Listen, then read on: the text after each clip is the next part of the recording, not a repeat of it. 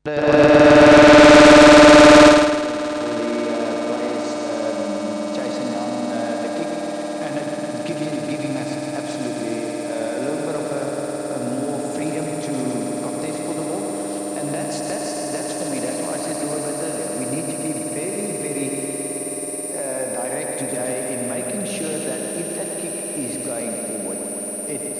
us the opportunity to compete. Otherwise, England, as we've seen, and I said it a while ago, they can score tries from counter. You don't want them to start running free. That's what we don't want.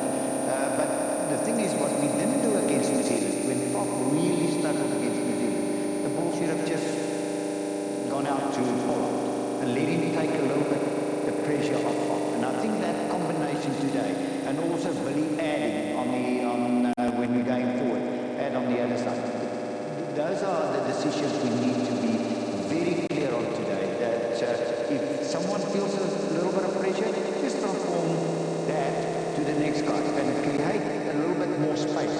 Pop sometimes tend to, with the pressure, get too close to the forwards. That's why he's getting charged down sometimes. Then just take a little bit more time, get back in the pocket a little bit, half a yard, and you've got enough space.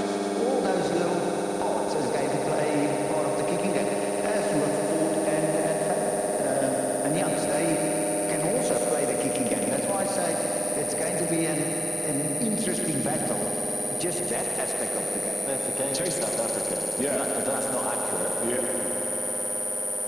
This is the game changer because Daly is suspect.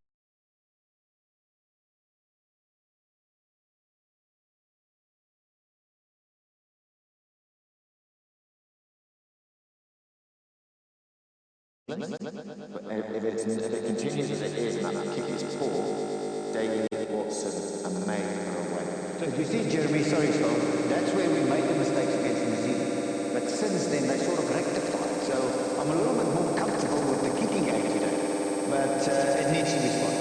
Yeah, so there's a couple of things on the touch. So England will be super structured in how they're going to run.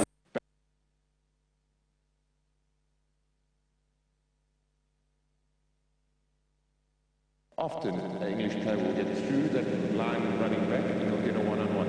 Vice versa, when we're going up to the ball, every time you see there where the ball is dropped is when we're actually in front of the ball, that it falls in front of us. If he catches it, there's contact immediately. The time where they take it easy and we get it wrong is when... I know emotions always are wrapped around these types of games, so have you tried to and keep your team in the moment? Not a lot of our players have played in World Cup finals, so it's a bit of a challenge for us. But saying that not a lot of our team has played in quarter-final, semi-final, so we've been taking it week by week, and I really must say, I'm surprised by the calmness and the focus the boys have, so hopefully that spills onto the field and we see that on the field as well. I was about to say, have the boys enjoyed the week leading up to this final? They have. I must say, I think our teams this week so far, being at the World Cup, was that first pool game against New Zealand. I think we were a bit stiff and all not too much focus here, almost over-focused in that week. But since that, I must say, the boys have been really nicely focused and there was a good balance. But this is the World Cup final week, so there is a little bit more tension. Good luck, Coach. Cheers, man. Appreciate that.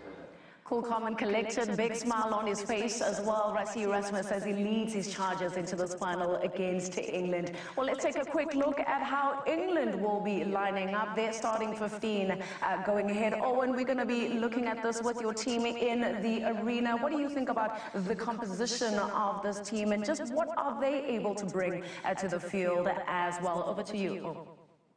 Well, thanks, Moss. Elliot Daly, a lot rests on him today. If he doesn't catch those high balls, England are in trouble because they will be raining down on him. And Owen Farrell, he had that wobble, was it Australia with the kicking? He rectified that against, well, he didn't have to kick against New Zealand because he got that dead leg. But I think he's a man for the moment. When the big game is around, he has a big match. So it's a side in form. The question is, can it continue? Will it be able to continue? Because the big conversation has been, will they be able to carry that kind of performance, not only against Australia, but New Zealand as well, into another match of Kobani? What has stood out for you in this England side? Well, England, in the first try that they scored against New Zealand, they actually had about 11-7 phases. In that way, 11 people touched the ball. And Jeremy, it's all about the shape of England, the way that they get themselves an opportunity. I mean, this and the pace of the ball and the momentum that they have.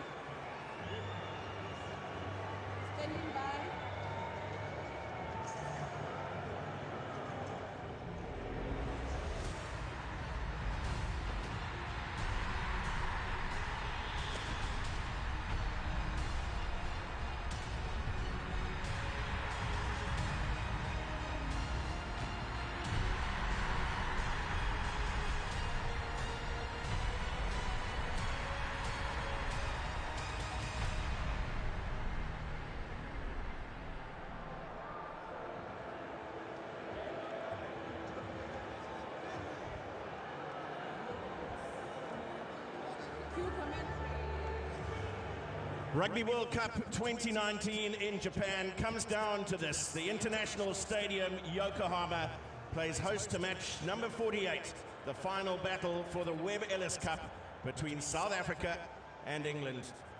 Asia's first Rugby World Cup has delivered a magnificent showcase for the game. Japan as hosts have thrilled both on and off the pitch, but fell to South Africa after reaching the playoffs for the first time.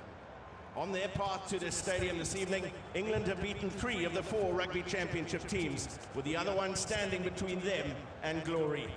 The Springboks put paid to 2019 Grand Slam winners Wales here a week ago to book their right to contest for sport's greatest prize. England magnificent in their semi-final against New Zealand, having dispatched Australia in their quarter.